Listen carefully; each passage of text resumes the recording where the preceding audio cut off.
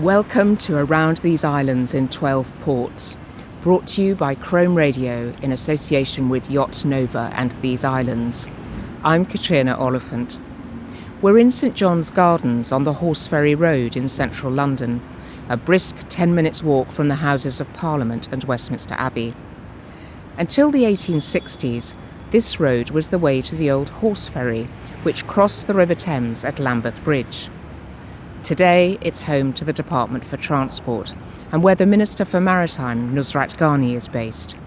She was a BBC World Service journalist before she was elected to Parliament in 2015 as the Conservative MP for Wealden in East Sussex.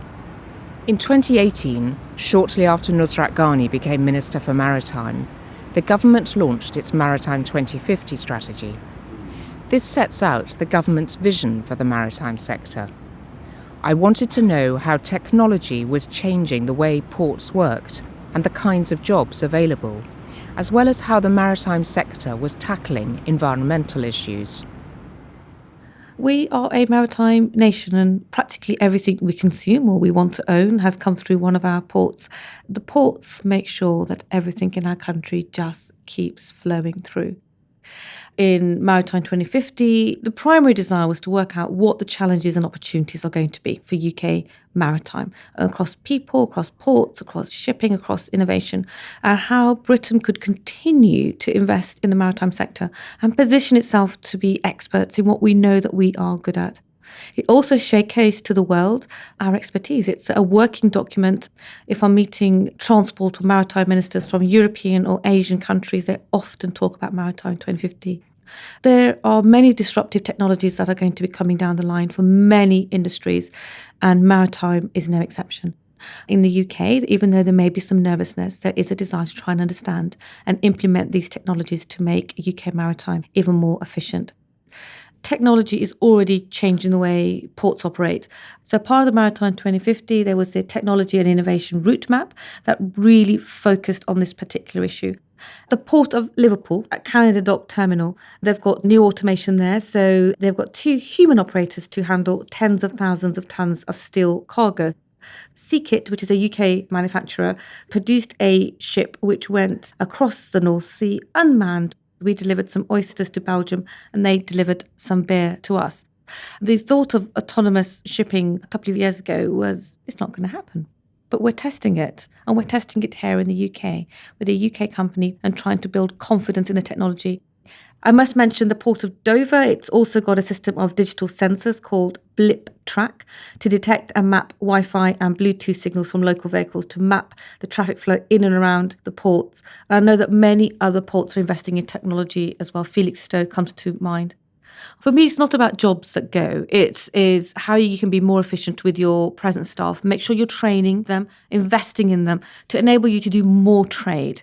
A lot of our ports, compared to other ports in Europe and Asia, they can't grow anymore physically. So all we can do is become even more efficient. And to become more efficient, we need to make sure we use new technology to get more cargo off ships even quicker, get them out of your ports quicker, and we can make sure we make the right investment in road and rail. You can get them zipped across the country even faster. Our efficiency is key. The right investment in technology also enables you to track where the cargo or the freight is the whole time, and also enables you to manage when ships are coming in and out of the port. Staffing is key to Maritime 2050. We can put all the plans in place. We want to, but it is a challenge without staff who are qualified, trained, and then are nurtured to stay in maritime. And that's what we're trying to address through Maritime 2050 as well. We often talk about the lack of women in Parliament, but I hadn't realised until I took on the maritime portfolio that the numbers were even more stark.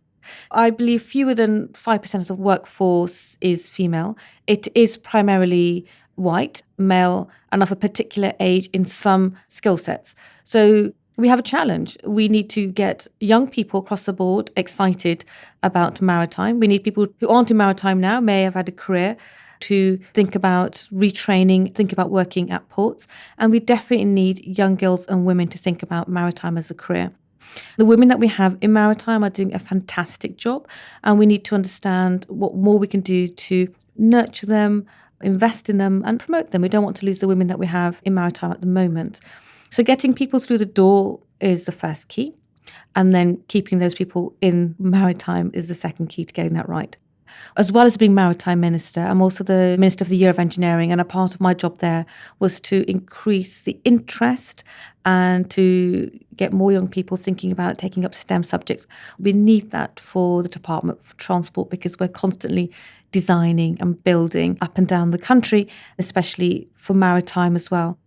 The Year of Engineering was one way of us doing that, to get people thinking about STEM subjects and also getting them to understand that you can work in shipping and maritime and it can be very different to the sort of job that you think it might be. Everyone will assume that it's a dockside job, it's outside, very physical, come rain or shine. It can be that sort of job if you want, but actually there's a huge amount of careers that involve either you being on ships or within ports. Ports and shipping have invested in technology. So if you like tech, there's a space for you there. One of the challenges that we had were the lack of women. So we challenged the industry to work with us to think about why we couldn't get more women through the door to be interviewed for the jobs and how we could try and keep them in maritime once they were hired. Two particular things were set up. The Women in Maritime Task Force, which has led to over 100 organisations joining up to be deliberate in thinking about how they recruit and retrain women. And they pledged to the Task Force Maritime Pledge, which means that they will consciously think about the people within their organisation. And we also had the Women in Maritime Charter. One of the key things that's come out of this exercise is often there were complaints that we just don't have women sitting on panels when we have discussions or women on interview panels when we're interviewing. Well, there's no excuse anymore. We've got a fantastic list of women that people can approach, whether it's to speak about the jobs available or to be on an interview panel, and also to try and nurture each other. Because the project has been so successful, there is pressure on women in the maritime sector to go out and champion what they're doing, whether it's at schools or to other young women who might be close to maritime or STEM subjects. But at the same time, they've got a day job to do. So we need to try and make sure we're not exhausting them too much. We are excited with the plans that we have in place for Maritime 2050. To see how our ports are going to expand, how we're going to have increased opportunities from trade to new tech, and we want more ships to come to the UK. All of that requires fantastic staff, and we just need to increase the numbers. We've also looked at apprenticeships. The maritime sector said it wanted some particular apprenticeships that were really key to them. Recently, we had the Seafarer Deck Ratings Apprenticeship and Marine Pilot. We're not going to stop. We're going to keep pushing to make sure the maritime sector gets what it needs. And it will constantly change. As new technologies emerge and are adopted, we're going to have to work with the sector to evaluate what can we do to get people through the door. We have Smart Plus funding, £30 million to fund our cadets. So if anybody's listening, ports and shipping is a fantastic career. It could be land-based, it could involve a huge amount of travel. It can be physical or it could be behind a desk. And it's a skill set that you can transfer anywhere around the world. The environment and maritime has been on the agenda for a long, long time. The IMO, the International Maritime Organization, just across the road from the department, last January was able to consolidate agreement to reducing greenhouse gas emissions by 50%. The UK is a part of the High Ambition Coalition, so we work with a number of countries that are always trying to work to the best targets, be quite ambitious for our sector. But at the same time, I want to make sure we don't make decisions that undermine the business plans for ports and ships either. The environment is the number one issue that I am contacted about as a constituency MP. So as a local issue, it's incredibly important to me as a Member of Parliament. I was at North Shipping, where the environment and technology was the key subject discussed.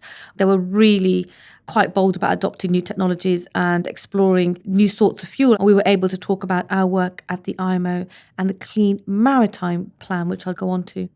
As a newish minister, that's probably always talking too fast and trying to get somewhere too fast for the next meeting. I really want to make sure that we can do everything we can as soon as we can. Just as everybody understands clean air zones within their communities, they're beginning to appreciate the emissions that are given from ships as well. And the best way to try and tackle emissions or environmental impacts from ports and ships is to work via the IMO. However, my conversation with UK ports and with the shipping sector in the UK has been incredibly positive.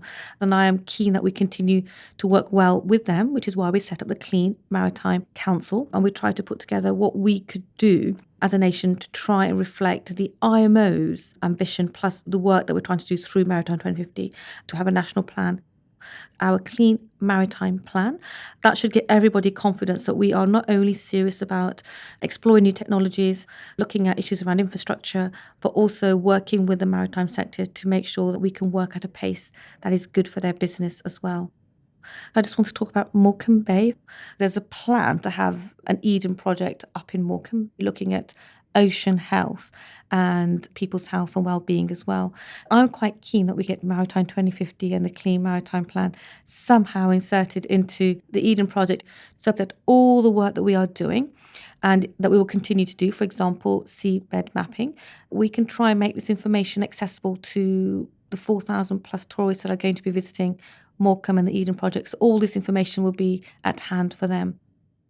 A lot of our ports already are involved in green technologies. Hull's got an exciting development in renewable energy sector. Milford Haven has got a key link for energy generation. There's so much work happening on this already, and the Clean Maritime Plan will enable a greater focus. And Maritime 2050 is a great place for all that expertise to be collected together. Maritime 2050 is not a piece of work that's done by the department. It's done by the sector on behalf of the sector. So there's constant collaboration. And I've just been reminded of my visit to Southampton to Seaworks, where I was able to step onto a hybrid pilot ship. So there is a huge amount of work taking place in the UK. If people don't visit their ports, they should take a little trip. Next time they are leaving to go on holidays through a port, just take a look around. If you want to be at a cutting-edge industry, then look into ports and shipping and think about a career in that sector. Our port and shipping sector in the UK is incredibly modest. They are busy focusing on doing their job. They are a great advert for the UK. I have been incredibly proud to be their champion in Westminster and up and down the country, but also overseas as well. The more I travel, the more I realise what a great set of experts we have within our ports in the UK. That was NUSRAT GHANI, Minister for Maritime. If you'd like to know more about Maritime 2050 and recent environmental initiatives in the maritime sector, do have a look at the WEBLINKS in the information about this podcast.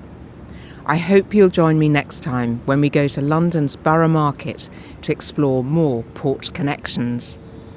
You've been listening to Around These Islands in 12 Ports, brought to you by ChromeRadio in association with Yacht Nova and These Islands.